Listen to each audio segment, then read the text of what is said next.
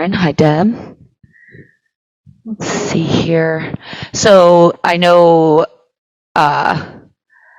we talked about this last week, but this week I want to talk about it as well, is that this book club, it's not necessary that you have to read the book. What's necessary is that I have to figure out a way for you to feel like you've read the book just by taking these classes.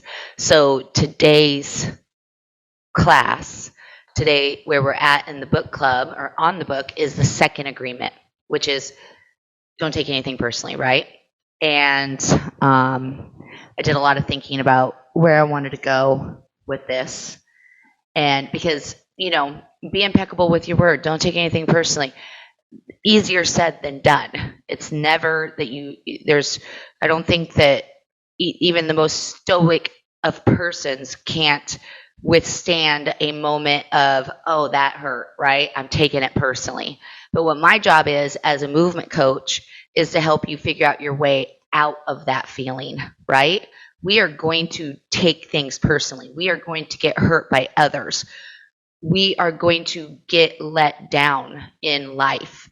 And what we have to do is find our way out of it, because we can take things personally, but what we can't do is take things personally for days on end, right? It's about being aware of that this is a practice and this is something that is designed to make your life better, but not only your life better, but the people that you love around you. Because when we take things personally, it's like defense. And I can just give you one example of how I take things personally and I'm triggered in my life. And by me telling a story, I'm going to ask you, once we get started, to find a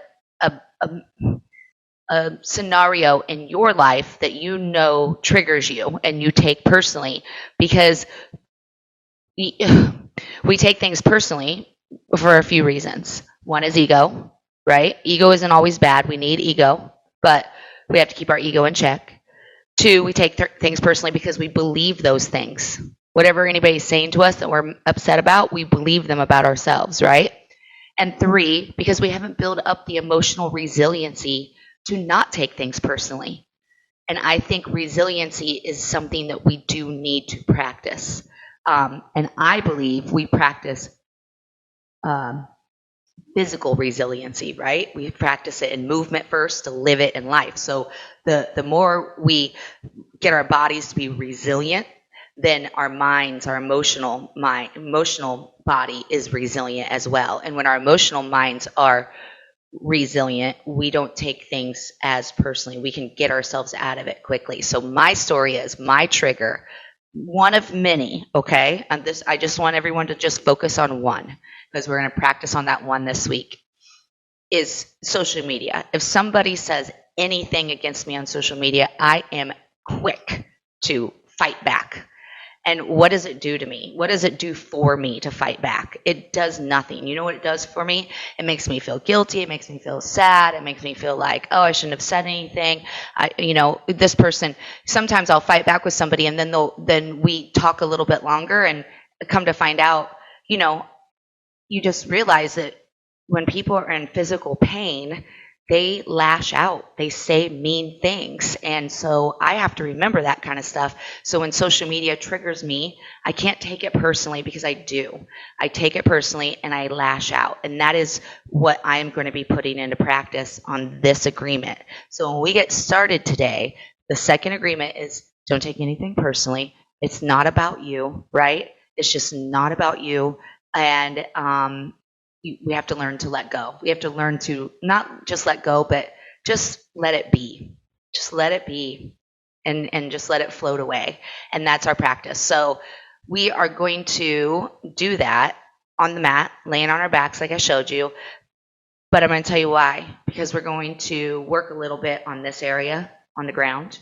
We're also going to do some hip circles. Because a lot of our beliefs about ourselves that trigger us get stuck here and get stuck in the hips. So we're going to release those areas, move around some of the way we feel about ourselves, and think about what is one scenario in your life that triggers you, and how can you look at it in a different way, right? So if I can just remind myself that whoever is on the other end of the keyboard and saying something negative against my movement or my coaching method or my business in general, if I can just say to myself, this is more than likely a person that's experiencing pain, then I can respond in kindness and not in my Donnell fashion of I will hurt you back if you hurt me kind of thing, right?